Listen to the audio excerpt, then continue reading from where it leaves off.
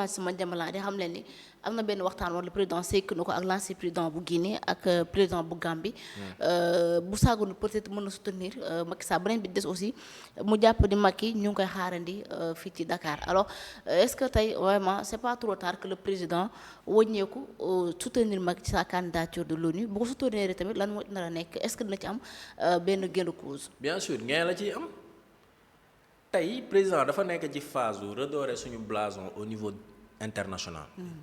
Diplomatique quoi mais tey événement bi nga xamante ne moom moo xew bi war a tax tey jii li nga bëgg nga am ko mais c'est la candidature du président Macky Sall au niveau de l'ONU boo ko jàppale en tant que candidat nga jàppale ko yow état du Sénégal mais yow yaa ciy am gain parce que ces institutions dafa am benn interconnexion entre ñoom tey président Macky Sall nekk président de l'ONU mën na am ay njeexital yu bëri sur le plan diplomatique yenn affaires yi ñu doon perte yenn lobby yi ñu war a def au niveau international mais mën na si jàpp mais c'est ça en réalité man xam nga mooy li may wax man dama am benn conception bu simple ci politique conception bi mooy lan mooy que lépp lu ñu mënti def finalité bi mooy lan mooy le bien-être de la population loolu kese la finalité bi mooy le bien-être de la population su fekkee ne le président Bassirou Diomaye Faye il faut que mu jàppale le président Macky Sall déclarer publiquement que ne man je le soutiens maintenant mais président Macky Sall bu gagné même moom loolu grandeur la pour moom en plus loolu da koy gën a yëkkati yaa ngi dégg donc erreur la def bi muy commencé soutenir ko mais loolu c'est une erreur stratégique Abdoulaye Wade gis nañ ko fi moo Abdou Diouf amul lu ñu fi jotawul tëj na ko kaso def na ko lu ne mais bi mu ko waree soutenir ci francophonie daf ko soutenir malgré tout donc yooyu noonu lu am importance la yoo xamante ne tey rendez-vous la sax laa lay wax nii dans l'histoire boo xamante ne tey bu ko loupé dootu ko dolli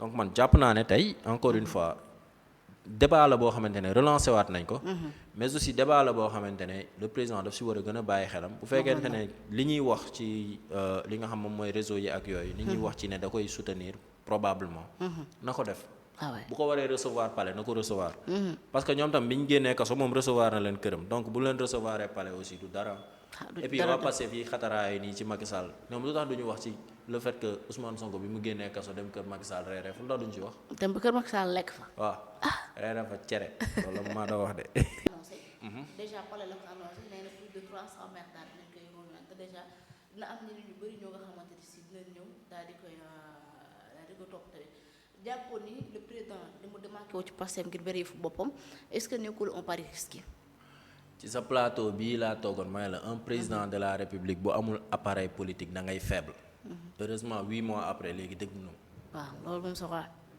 yaa ngi dégg waaw président da nga war a am appareil politique man en 2009 assises nationales yi conclusion yi bi mu génnee bañ ne bokk na si léegi réforme yi ñu war a def un président de la République waratul nekk chef de parti man j'étais d'accord objectivement Macky Sall il n'était pas d'accord réserve boobu la émettroon mais ci kaaw Bassirou Diomaye bii nii c'est-à-dire 2009 ba 2024 ça fait combien d'années 15 ans presque si laay door a comprendre effectivement lu tax Macky Sall bañoon loolu noonu parce que un président il est éminemment politique da nga war a am appareil politique parce que sa appareil politique boobu noonu moo lay permettre nga mën a vulgariser sa politique publique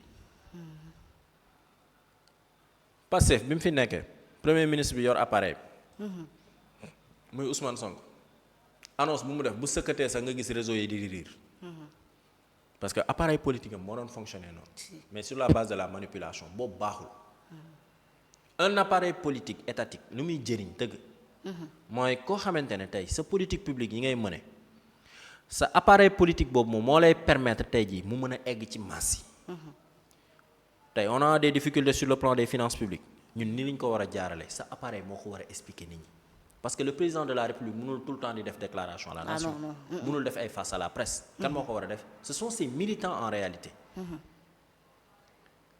loolu mooy politique loolu mooy gestion wu état képp koo xamante ne da nga nekk ci biir appareil politique bi da nga ci war a impliqué wu parce que loolu rôle boobu noonu. mooy permettre tey jii peut-être du am ay crise parce que les populations nañ xam fan la mbir yi toll. mais aussi ñi nekk ci biir opposition bi aussi dinañ mën a indi ay contre-arguments et même des propositions tendant vers le développement. c'est uniquement ça la politique. maintenant ñoom defuñu ko loolu mooy première erreur stratégique bi mu def bi mu excès. taxaw na leen ne non man damay teg nekk au-dessus de la mêlée. non c'est pas comme ça. un président il doit avoir un appareil politique. yaa ngi dégg donc loolu noonu c'est quelque chose de très important deuxième je pense sànq wax naa la ko mooy tey ji changement de référentiel bi ak yooyu. bien sûr ak tamit yeneen ukaas yi nga xam ne dañ ko doon jël te tax mu supplanter suñu économie donc man jàpp naa ne tey la création de son parti politique ça vient en son heure. mais aussi c'est un couteau à double tranchant. parce que il ne lui reste que presque 2 ans bu ko matee sax ci lay yem. te on a d'autres échéances yoo xam ne dañ ko ci war a def parce que sur le plan politique loolu benn la. mais sur le plan économique et financier il va falloir tey ji mu mettre les bouchées doubles. pour mën a yóbbu suñu croissance économique mu génn ci li mu nekk nii donc l'ensemble de ces choses bu ko dajalee dafay nekk loo xamante ne tant que amoo appareil mënoo am lu ko porter. d'accord même bu amee appareil bi porté ko aussi jàpp nga ni d'ici 2 ans yi le président war na mën a benn résultat bu satisfaisant. mais c'est possible. c'est plus que possible. résultat. c'est plus que possible gis nga tey Sénégal Ousmane Sonko ni mu tableau bi mu joxoon Sénégalais yi ne nii la Sénégal mel c'est totalement faux.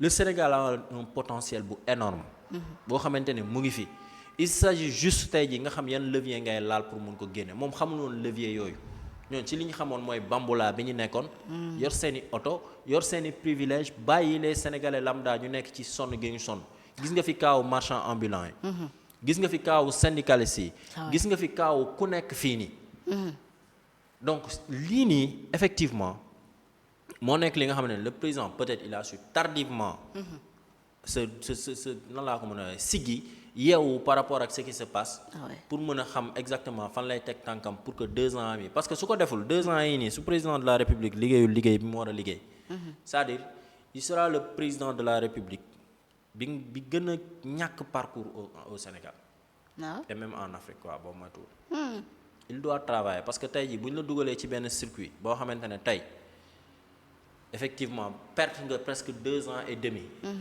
mënoo liggéey perte nga les partenaires techniques et financiers perte nga tey ji les investisseurs sénégalais perte nga li nga xamante ne moom mooy les investissements directs et étrangers tey il va falloir nga mettre les bouchées doubles pour que tey nga mën a kiiwaat raison pour laquelle nga gis par exemple bi mu demee Nairobi waxtaan ak France waxtaan ak FMI et cetera nga gis ko tey ji aussi par rapport au discours ak méthode yi nga xamante ne moom lañ nar a jël parce que j'ai lu ça ci premier conseil des ministres bi nga xam moom la Al Amin Lo wax donc changement de méthode boobu jógee ci méthode cloison dem ci méthode ouverture c'est quelque chose de très bien parce que ça va permettre effectivement à l'ensemble de ces éléments yi nga xam moom laa la citeel sànq muy IDE yi muy les investisseurs sénégalais muy le BTP muy les partenaires techniques et financiers peut-être ñoom ñu mën a amaat confiance ñëw parce que l'économie c'est la confiance tant que tey comme li ma la doon wax fii soo fàttalikoo sa plateau laa la wax ne la dëkk économie li koy doxal c'est la confiance ak un discours boo xamante ne dafay apaiser pousser ces investisseurs à ce que ñu xam ne kat man fii c'est un milieu paisible boo xamante ne su ma fi si investir sama xaalis naa ci génn et la finalité de l'État c'est ça donc il n'est pas trop tard pour que tey ñu changer de cap comme ni ñu ko waxee ne noonu lañ koy defee à travers le communiqué du conseil des ministres bi ñu njëkk a def avec l'actuel premier ministre Al Amin Lo bu ñu ko defee xëy na nañ ci génn espérons bien alors autre point justement bu ma bëgg ñu wax ci bala ñuy jeexal mu nekk Pastef bi nga xam ne actuellement daanaka ñu ngi ci mbiccoo mbaaloo ci seen biir entre pro Diomaye ak pro Sonko am na ñu bëri ci seen biir retiré nañ leen ku ci mel ni ay Khoureychi ay Adjuma Sow ay Fatou Kiné Fatou Kiné Diakhaté docteur Awa Ndoye Fatou Mbodj entre autres ñu bëri ñu génn te ñoom ñooñu bokkoon nañ ci les cadres wala boo ñoo xamante ne ci amoon nañ solo loolu ci le projet Pastef déjà problème mooy que ni képp ku taxaw nga ne bu Diomaye créé parti da nga ko fekk dañuy dem retirer alors mais est-ce que Pastef li muy nekkee di def bu ko bàyyiwul ba du mujjee far mu ruus ba jeex ndax politique quoi qu'on puisse dire du soustraction mais addition la. avant ruus ba jeex boobu noonu. ñi ñuy génne ci groupe WhatsApp yi c'est parce que yoruñu décret. Diomaye moo njëkk a taxaw mu ne man damay créer sam parti avant boobu sax la leen njëkk na fi créer dissidence. ñu ne li ñu parti bi mooy que dañuy créer une coalition bu tudd apte Diomaye na leen Diomaye président laay maintenir. loolu c'est une défiance. défiance boo ko defee dans un parti politique boo am ay statut ak règlement intérieur dañ lay dàq lu tax amuñu fitu dàq Diomaye. mais lan moo tax amuñu fitu dàq Diomaye dañ ko war a dàq. waaw moom laa lay wax ni. simple militant la rek comme waaw ñëpp. c'est parce que le militant Diomaye su ma nee Diomaye nag le militant parce que quand je parle du président de la République dama si def honneur yi nga xamante ne moo si war mais le militant Bassirou Diomaye Diakhar Faye lu tax waa passé amuñu fitu dàqu ñii lañ yëpp parce que ñii amuñu décret. c'est tout simplement ça nañ xëy dàqu ko. du am na benn capture d'écran bu ñuy gis ñu ne xaw ma est-ce que du Khoureychi Thiam Babo moo ko génnee si biir groupe WhatsApp mooy directeur u kii nu mu tudd 3FPT la xaw ma. non Khoureychi Thiam kan moo ko génne sax. Babo la je pense. waaw Babou moo nekk seen économiste bi. waaw Babo na dindi Diomaye bu ko dindee mercredi du xëy liggéey. tout simplement ça. c'est-à-dire soo gisee jeu bi en interne. li ñuy def nii encore une fois c'est du populisme et de la manipulation tey y a des gens yu nekk biir Pastef qui sont conscients que tey culte de la personne bi ma doon wax depuis le début de mes propos muy que tey ji ñu jël le projet teg ko fële ne léegi tàmbali ci Ousmane yem ci Ousmane mooy projet bi dafa am ay Pastefiens yoo xamante ni ils ont compris que lii c'est de l'arnaque ñoom ñoo commencé fi pour ànd ak Diomaye et jeexagul nag bés bu rapport corps de contrôle yi génne di nga gis ñu bëri jóge biir Pastef bàyyi politique wala ñu dem ci Diomaye wala ñu dem feneen. comprendre nga parce que idéologie bi nga xam moom lañ jaayoon nit ñi la transparence foo romb ci Ndakaaru rond-point boo gis nga gis ñu bind fa jubal jubbanti fekk na juboo leen jubbante woo leen. léegi nag si on parvient tey jii à ce que ñu cerner loolu. les gens sauront. moo tax ma ne gis nga ñii avènement Pastef arnaque bii nii c'est juste une question de temps parce que du luy continuer. et que nag les Sénégalais commencent à comprendre ñoom nañ jàpp ne réseaux sociaux yi nii bruit bi muy am nii rek. mooy tax ñoom ñu jàpp ne ils sont populaires. mais boo demee si li nga xamante ne moom mooy effectivement la population ngay dem si ñoom ngay toog couche les plus vulnérables tu verras que appréhension bi ñu amoon ci Ousmane Sonko au début. wala ci Pastef de manière générale. ak appréhension bi ñu am léegi dootatul benn. alors waa Pastef nee na yéen opposition bi leen naqari mu nekk vente de carte yi ni mu demee popularité bi nga xamante ne si am nañ ko lu jut loolu dégg nga Ousmane mu ne yéen da ngeen ko iñaane militants yi mu am. non quand même expliquer la benn affaire gis nga la vente des cartes de membres. d'un parti politique ça fait partie éminemment de li nga xam moom mooy l'animation. d'un parti c'est quelque chose de très normal. ñi ciy xult ak yooyu nañ dem jaaye carte ñu nekk si opposition bi di si xult nañ dem jaaye carte point barre. par exemple ñun dans notre mouvement semaine prochaine on va commencer à vendre nos cartes parce que lancé nañ ko depuis temps yële na le passé. yaa ngi dégg donc loolu noonu ça fait partie de l'animation d'un parti politique. tey ngay organiser ay RPI réunion publique d'information dans les quartiers ay débat et cetera mais ça fait partie de ça. ngay organiser ay forum yoo xam ne dafay permettre ay militants ak ñeneen mën a waxtaan sur le sujet. mais ça fait partie de l'animation politique. mais ñeneen ñi bu ñu deful animation politique parce que il faut le dire ah tey jii parce que kese moo fi boo xoolee baax moo fi gën a def animation politique le reste ñu ngi fii nii rek dans la réaction.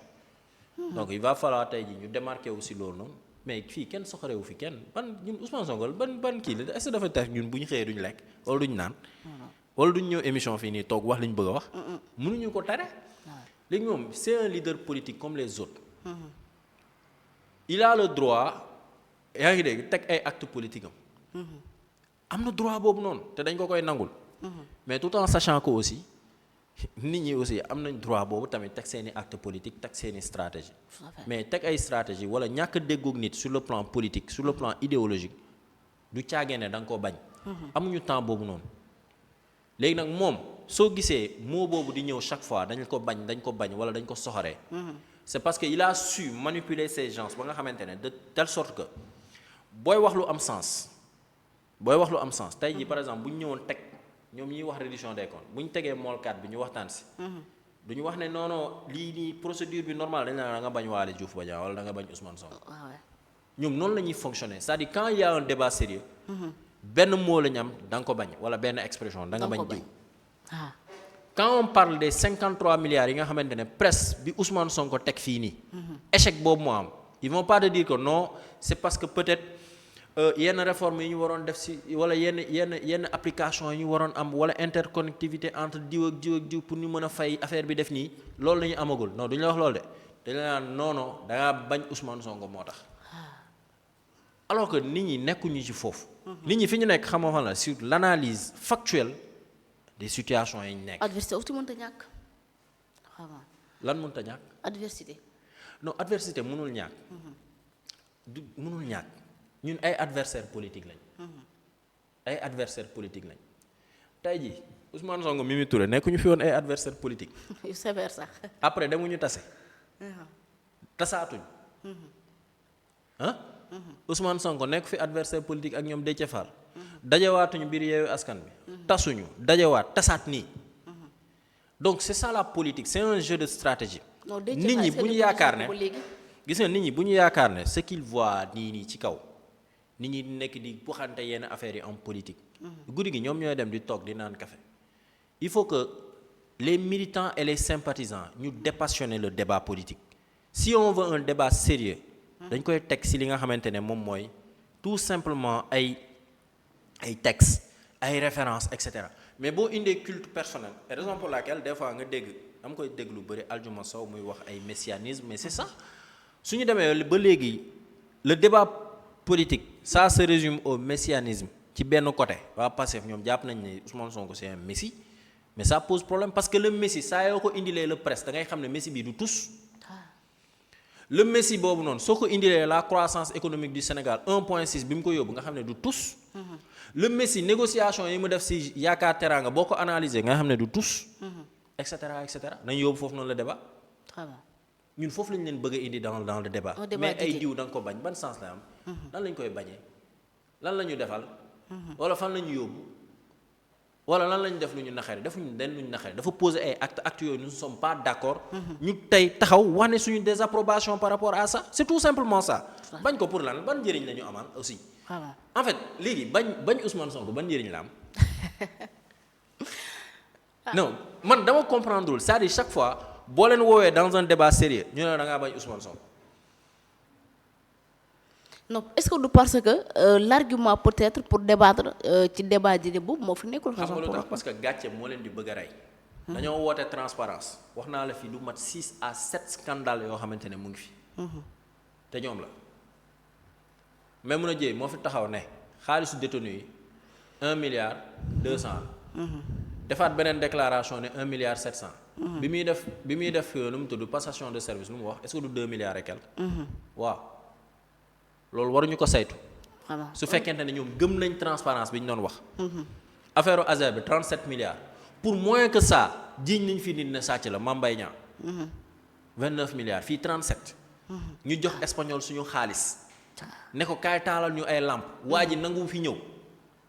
kenn dëgg ko bët kenn déggu ko nga ne yow ñu ne la léegi yow woowal ñu waa ji nga wax ko mu ñëw liggéey suñu liggéey wala mu delloo ñu sa nga ne non man du ma sàcc bi kan moo la wax yow yaay sàcc bi ku moom xar bi nga bàyyi buum bi waxuñu la yow yaay sàcc bi léeg-léeg demal nga wax waa ji nga xam ñun dañu ko jox suñu 37 milliards mu ñëw liggéey suñu liggéey. léegi yow sax demoo lijjanti loolu léegi yow nga créé benn phase test. pour 43 villages ne wéy ñu ngi taal lii nii ak lii. Jean Lamp Fall. nga jógee foofu noonu Waly Diouf Bodiang mool 4. concession yi nangam. et cetera et cetera am na Bakel limal naa la ko fi sànq mën na ay 8 scandales yoo xamante ne mu ngi fi. yéen ñi doon woote transparence kaa leen ñu débat ci loolu ngeen bañ. suñu débattre si loolu ngeen ne non da ngeen bañ Ousmane Sonko. wala suñuy débattre si loolu ngeen ne non non yéen Macky Sall ngeen faral. c'est quoi le problème. kaa ñu def évaluation seen stratégie nationale de développement bi en 2 ans lan ngeen fi def ngeen ne non non da ngeen bañ Ousmane Sonko nekkul président Diomaye mooy président. on sait que Diomaye mooy président mais yéen a ñu jaayoon Diomaye mooy Sonko mooy Diomaye. pourtant nga xamul courant bi coupé ak ndox mi coupé actuellement ñu ngi koy jiiñ le nouveau ministre Abdourahmane Diouf. waaw et pourtant ñoom seen temps mu ngi doon coupé ndox mu ngi doon coupé ak courant. te ñoom xoola gis nga dëgër bopp bi ñu dëgër bopp. temps yi ñu nekkee ci gouvernement bi moo ñu yóbbee problème yu bëri yi ñu am nii tey jii si toutefois dañuy ñëwaat ci finance publique ñu amoon benn prévision bu pour jot des fonds additionnels de combien de 740 milliards nga jot 53 milliards pour le moment te boo ko glissé nii dinañu am benn manque à gagner de 300 milliards loolu sonaloo ministre des finances parce que il sera obligé de refaire beneen loi de finances rectificative boo xamante ne moom mooy intégrer perte yi nga xamante ne dañ ko am nii. donc yooyu yëpp kaay ñu débat si ñu ne noonu nga bañ Ousmane Sonko nan lañ ko bañee dañoo am jotam sax. alors débat moo ñu booleeg moom rek. on termine waaw parce que aussi langue politique bi la bokk ko fi ci bokk ñëpp foo ñu waxtaane ko.